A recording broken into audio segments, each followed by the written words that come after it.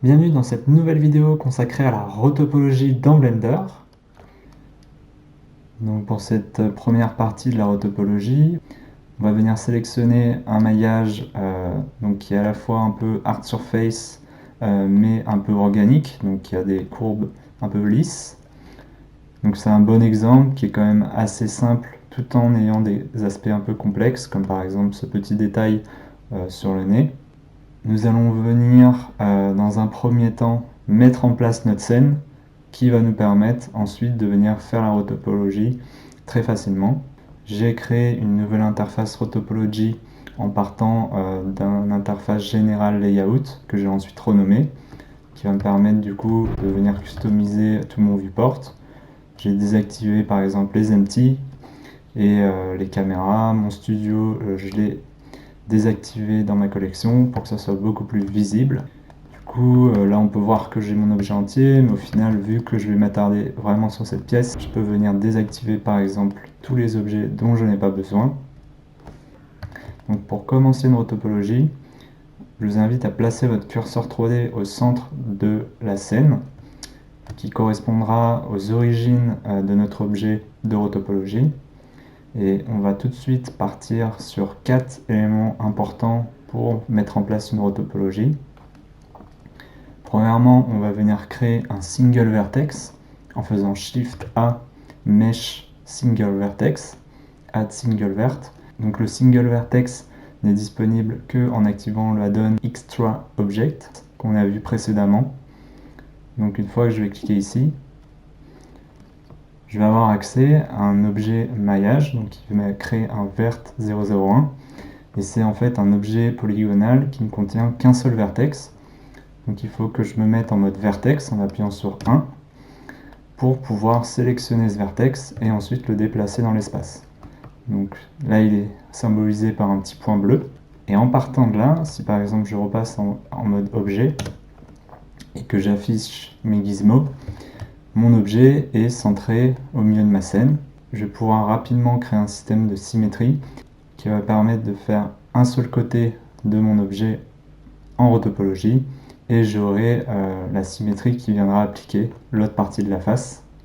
Donc ce que je peux faire tout de suite, c'est créer une nouvelle collection que je vais venir appeler rotopologie, où je vais venir ranger cet objet et venir par exemple le renommer rotopologie nose demo. À partir de là, il va falloir commencer à placer ce premier point sur mon mesh. Donc pour ce faire, on ne va pas venir le mettre à la main dessus, il ne va pas venir automatiquement se placer. On va utiliser un système de snapping.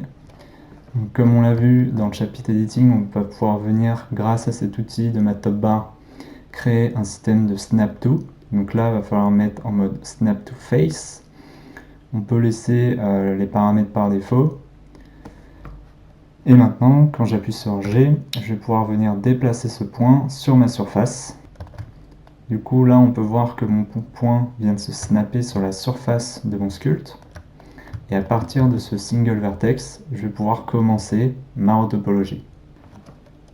On va laisser en permanence cet outil de snapping en mode on.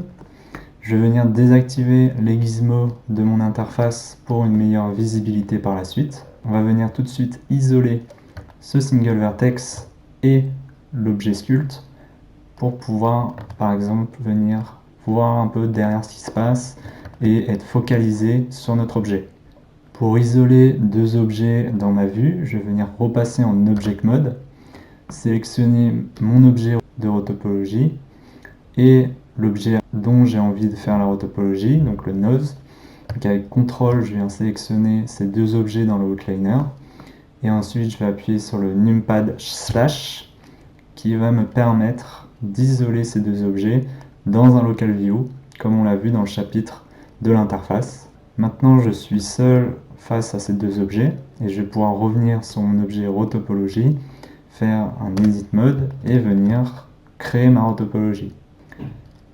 La dernière option à cocher pour pouvoir commencer notre rotopologie, ça va être de cocher l'auto-merge dans l'édition des vertex qui va nous permettre de générer une fusion des vertex s'ils sont trop proches les uns des autres.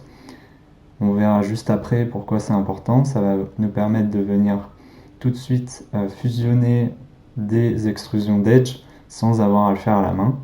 Donc on va cocher cette option. La valeur de threshold est assez importante, ça dépend de la taille de votre objet.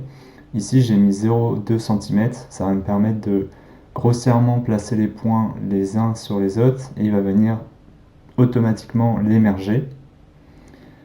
Dans notre cas, on ne va pas utiliser les outils de symétrie, car on va venir utiliser la symétrie grâce à une opération de mirror qu'on viendra voir juste après.